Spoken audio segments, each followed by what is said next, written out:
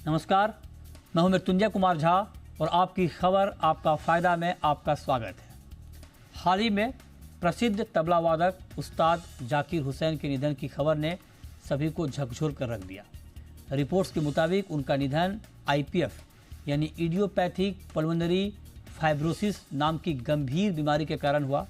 ये फेफड़ों से जुड़ी एक जटिल और करीब लाइलाज बीमारी है जो शरीर में ऑक्सीजन की सप्लाई को बाधित कर सकती है। चौंकाने वाली बात यह है कि इस बीमारी का पक्के तौर पर कोई इलाज अब तक सामने दिख नहीं रहा है।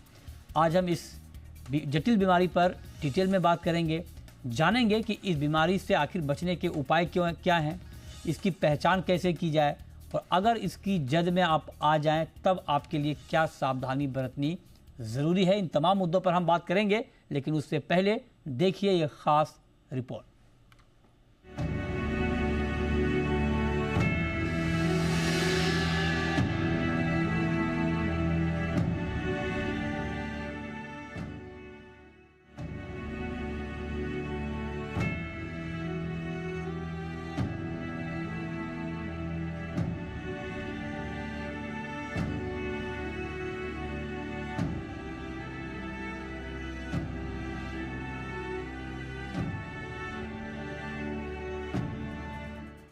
मशहूर तबला वादक और पद्म भूषण से सम्मानित जाकिर हुसैन अब इस दुनिया में नहीं हैं।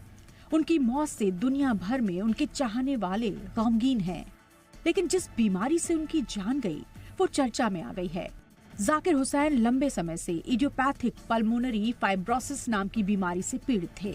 आईपीएफ यानी इडियोपैथिक पल्मोनरी फाइब्रोसिस फेफड़ों में होने वाली एक क्रॉनिक बीमारी है जिसके कारण सांस लेना तक मुश्किल हो जाता है।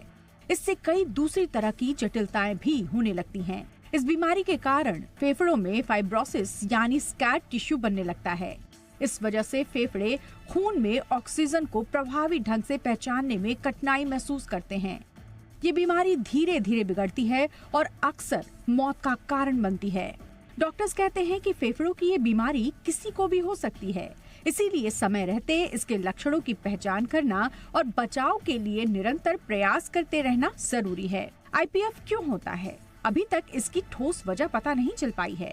हालांकि हाल में हुई स्टडी से पता चला है कि जिन लोगों में इस बीमारी की फैमिली हिस्ट्री रही है या जो लोग धूम्रपान करते हैं, उनमें आईपीएफ होने का जोखिम अधिक देखा गया है। इसके अलावा वायरल संक्रमण, वायु प्रदूषण जैसी स्थितियां भी इसे बढ़ावा दे सकती हैं। ये बीमारी आमतौर पर बुजुर्ग लोगों में अधिक होती है और जैसे जैसे जीवन काल बढ़ रहा है वैसे वैसे आईपीएफ के मामलों में भी बढ़ोतरी हो रही है। आईपीएफ के इलाज में सबसे बड़ी समस्या ये है कि इसके लिए कोई प्रमाणित दवा नहीं है। इसके उपचार में कुछ एंटी फाइब्रोटिक दवाओं का इस्तेमाल किया जाता है। हालांकि इन दवाओं के बावजूद अधिकांश मरीजों का जीवन काल 3 से 4 वर्षों के बीच ही होता है। भारत में आईपीएफ के इलाज में अक्सर देरी हो जाती है, खासकर नॉन मेट्रो शहरों में, क्योंकि इसके लक्षणों का सही समय पर पता नहीं चलता। भारत में टीबी की उच्च दर के कारण अक्सर मरीजों को पहले टीबी की दवाइयां शुरू कर दी जाती हैं। आईपीएफ और टीबी के लक्षण समान होते हैं, जैसे कि खांसी और सांस लेने में कठिनाई। इसके अलावा एक्सरे में आईपीएफ के संकेत आसानी से पकड़ में नहीं आते। डॉक्टर्स का कहना है कि अगर इसे जल्दी पहचान लिया जाए तो इसका इलाज बेहतर हो सकता है। डॉक्टर्स कहते हैं कि पल्मोनरी फाइब्रोसिस और फेफड़ों से संबंधित बीमारियों से बचाव के लिए कुछ बातों पर निरंतर ध्यान देते रहना और बचाव के उपाय करना जरूरी है। स्मोकिंग से दूरी बनाकर आप आईपीएफ से खुद को बचा सकते हैं, लेकिन पैसिव स्मोकिंग भी आपके फेफड़ों के लिए हानिकारक है। इसीलिए धूम्रपान करने वाले लोगों के आसपास रहने से बचें। जो चीजें आपके फेफड़ों के लिए दिक्कतें बढ़ाती हैं, उनसे भी दूरी बनाएं।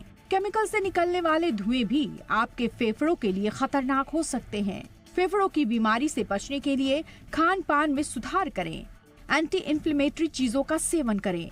रेगुलर एक्सरसाइज जैसे वॉकिंग, साइकिलिंग फायदेमंद हो सकती है। सर्दी, जुकाम और फ्लू जैसे संक्रमण पल्मोनरी फाइब्रोसिस के लक्षणों को बढ़ा सकते हैं। ऐसे में निमोनिया का टीका और सालाना फ्लू वैक्सीन के बारे में डॉक्टर से सलाह लें। आईपीएफ एक गंभीर बीमारी है।